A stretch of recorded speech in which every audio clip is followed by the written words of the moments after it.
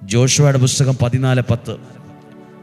ഇസ്രായേൽക്കാർ മരുഭൂമിയിൽ സഞ്ചരിച്ച കാലത്ത്, എവിടെ സഞ്ചരിച്ച കാലം? മരുഭൂമിയിൽ.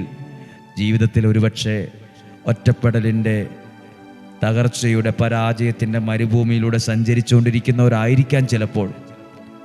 എന്തായാലും വചനം പറയുവാണ്, മരുഭൂമിയിൽ സഞ്ചരിച്ച കാലത്ത് കർത്താവ് മോശയോട് ഇക്കാര്യം സംസാരിച്ചതു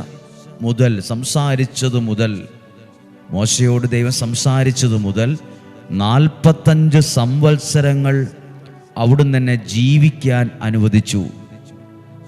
45 സംവത്സരങ്ങൾ എനിക്ക് ജീവിക്കാനുള്ളത് വലിയ അനുഗ്രഹങ്ങൾ ദൈവം എനിക്ക് നൽകി. അപ്പോൾ എനിക്ക് 85 വയസ്സായിരുന്നു. 85. അടുത്ത വാക്യമാണ്, മോശ